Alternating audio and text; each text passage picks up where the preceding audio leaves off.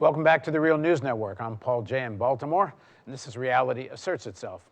In the next few days, President Obama is apparently going to announce new regulations, perhaps limiting the way the NSA collects everybody's phone records. Now joining us to talk about what they think President Obama should be saying are two men that have been in the midst of this debate. First of all, joining us in the studio is Chris Hedges. He's a Pulitzer Prize-winning journalist, a senior fellow at the Nation Institute, an author of many best-selling books, including Days of Destruction, Days of Revolt, and he writes a regular column for Truthdig. And also joining us is William Binney. He was the former technical director of the World Geopolitical and Military Analysis Reporting Group and a senior NSA crypto mathematician. Boy, I got a lot of words to say to introduce you, William.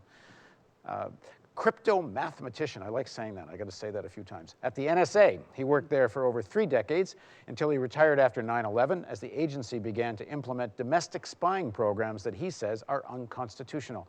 He's also a whistleblower, having disclosed information to the Defense Department in 2002 about corruption, waste, fraud, and abuse in the agency related to the use of data collection and analysis program called Trailblazer, and he continues to be an outspoken critic of the NSA. Thank you both for joining us. Thank you. So, William, we're framing this discussion from what you might think President Obama should say and or do, and perhaps it's coming in the next few days. I also know both you and Chris are going to be soon debating at the Oxford Union debatings, and you're going to be debating something more or less whether Edward Snowden is a hero or not. But it seems to me maybe the debate more should be, are the people that authorize all this legislation criminals or not?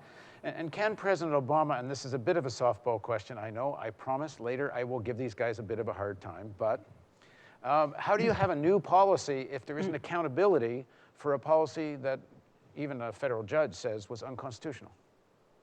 Well, that's exactly right. I mean, I blame all of the mess we're in terms of data collection on U.S. citizens and violations of the Constitution directly on Jerry Ford for pardoning Nixon. When he pardoned Nixon, what that told every president is that he had a get-out-of-jail-free card no matter what he did, and that was the next president. So that meant it could only get worse from there. So I blame that setting up that condition on Jerry Ford. But I mean, what they're doing now is a continuation. It didn't seem to matter what party it is. They're trying to focus on the whistleblower and not the fact of what they're doing and the crimes they're committing. And just to pick up on the Ford point, certainly President Obama even did that in spades by not going after Cheney and Bush for an illegal war in Iraq, illegal torture, illegal rendition. That's correct. Yeah, I mean, he bought into all the programs that they had started. Now, you've been quoted as saying this NSA data collection is unconstitutional. So that means it's illegal, which means it's criminal. So who are you accusing? Well, the core of this started with Bush, Cheney, Hayden, and Tenet as the central organizers of this effort. And that was kind of kept very confined. They called it a covert program, which meant that they basically what they wanted to do was to limit knowledge of it by Congress and the courts, because they didn't want any interference in what they were doing. So in order to do that, the only thing they could do against Congress is to call it a covert program, which meant they could limit knowledge of it in Congress to the Gang of 8, which meant the ranking member and chairs of the House and Senate Intelligence Committee and the majority and minority leaders of the House and Senate. So that made the Gang of 8. Now, I'm sure their argument would be if this had gone public, if there had been any transparency to this process, there would have been such public outcry, they wouldn't have been able to do it, and that would have jeopardized national security. That's exactly, well, it wouldn't jeopardize national security. I'm saying that would be their argument. That may be their argument, but they actually tried to do that with Admiral Poindexter in 2002 and 3, where he was trying to get a program called Total Information Awareness going. That was, again, the idea of collecting all the information they could about individuals inside this country and around the world, which is exactly what they'd already started doing in October of 2001.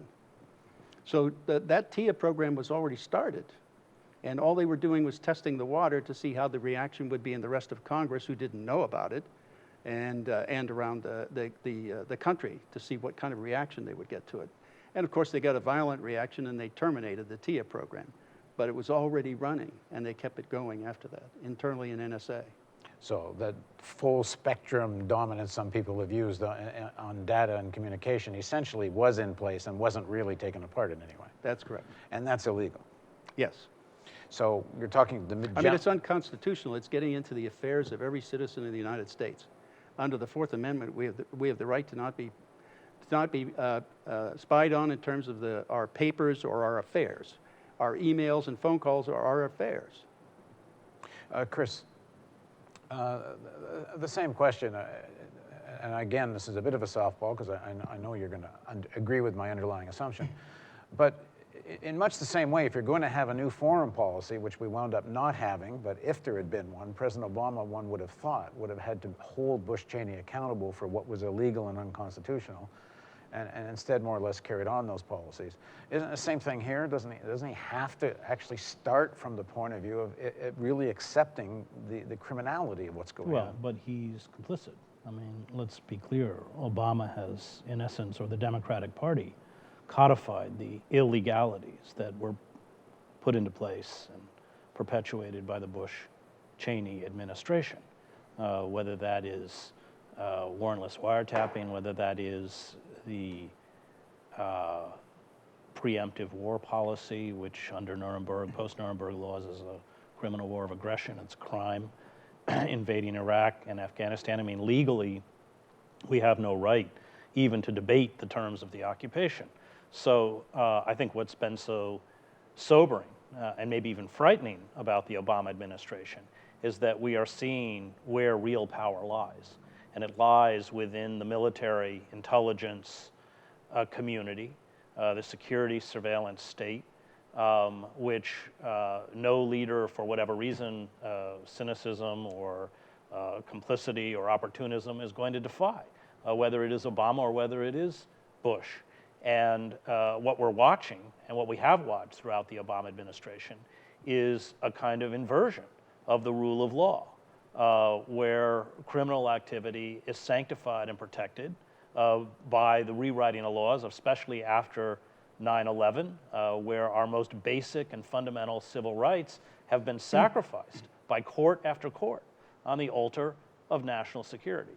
And so we can't just talk about the crimes of Bush or the crimes of Cheney, but we have to talk about the crimes of Obama. And this discussion, I know you're headed to this debate, and I think it's a good thing you're doing it, but this framing in all the media, everywhere, Snowden, hero or traitor, it's all a debate about Snowden, and frankly, Snowden isn't the issue here. Right.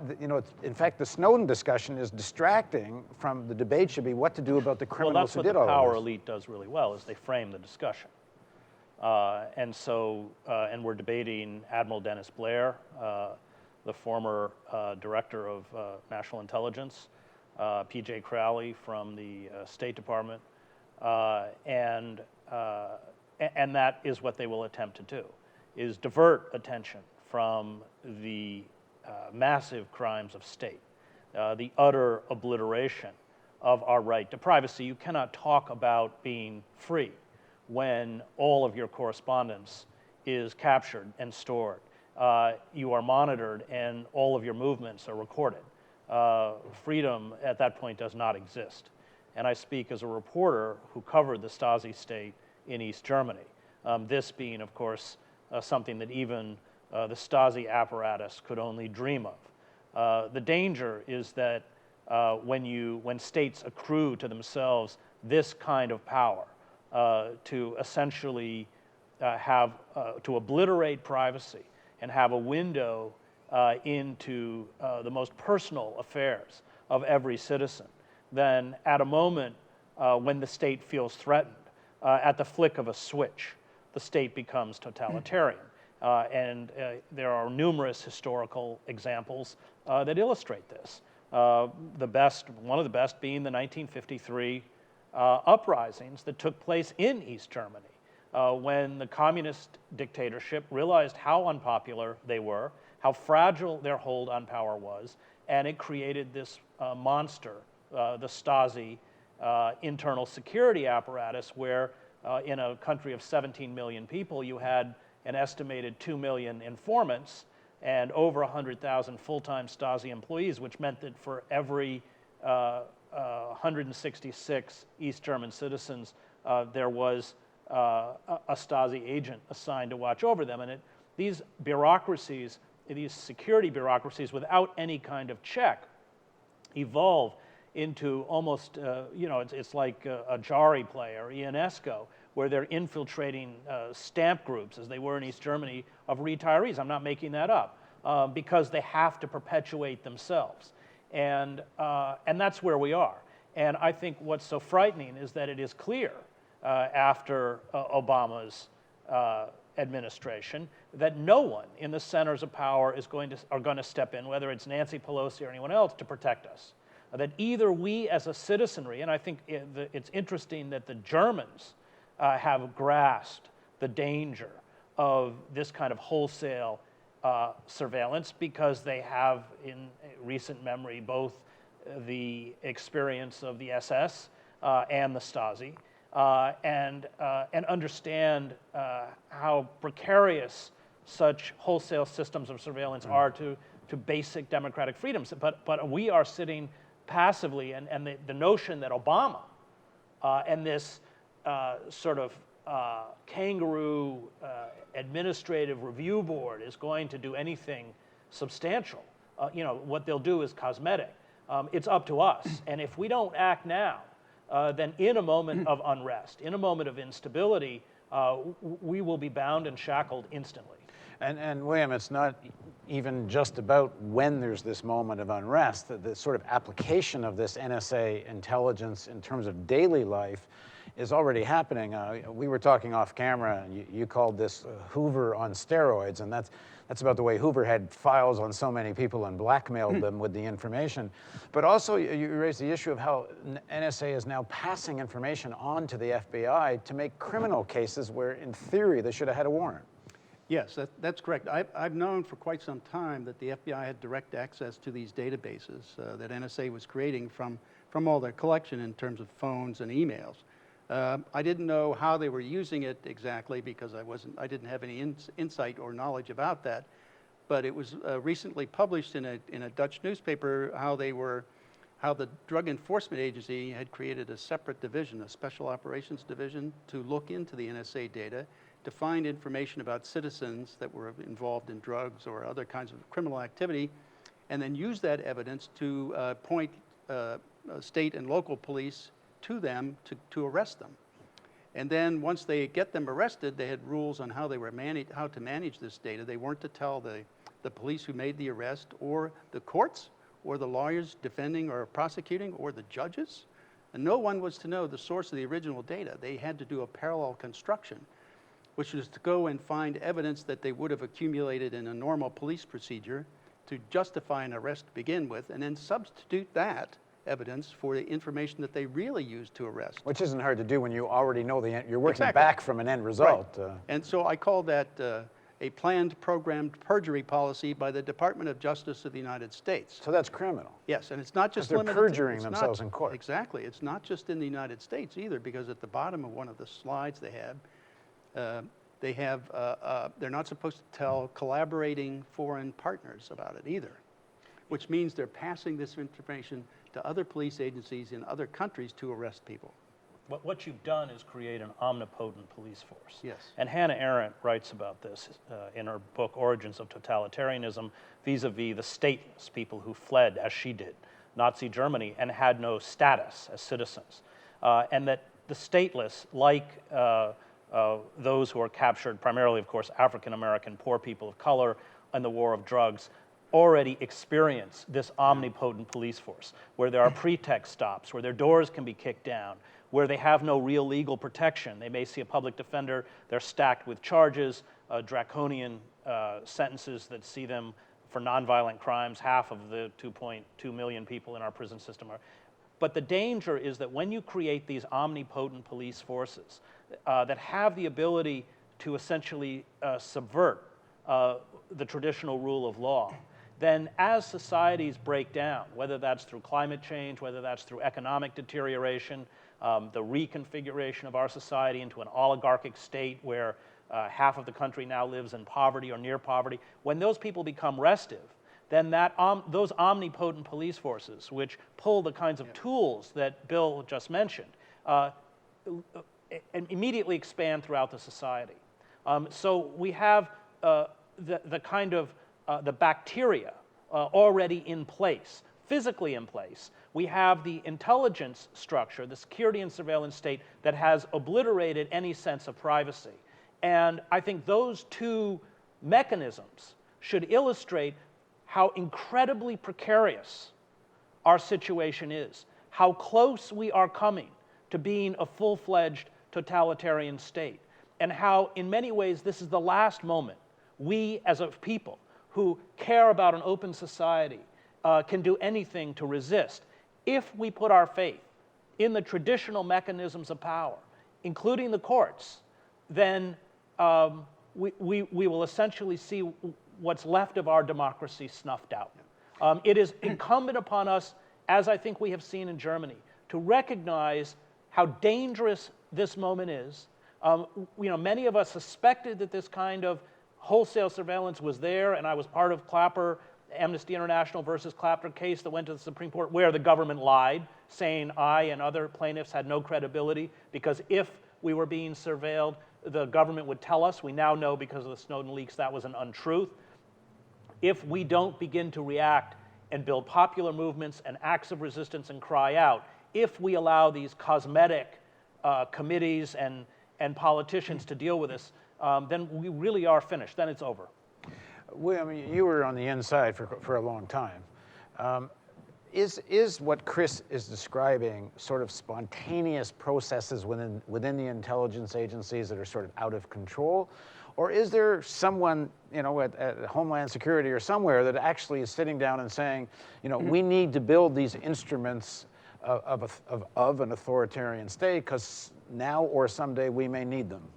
Well, I don't think people in NSA looked at it that way. I mean, what they were looking at were problems they had to solve to deal with foreign threats or international crime or things like that were going on, illegal activities in the world. So they were looking at the communication systems that people were using to effectively achieve drug smuggling or terror acts and things like that. And it's trying to figure out how can we deal with this massive explosion in the digital world for communications. So the idea was there were technical issues that had to be addressed. So they were looking at more of solving that technical issue to try to address the true foreign intelligence charter that NSA had. Which is what you were involved with. Yes. And so, but the problem is that once you solve that, you also make a lot of other things technically possible.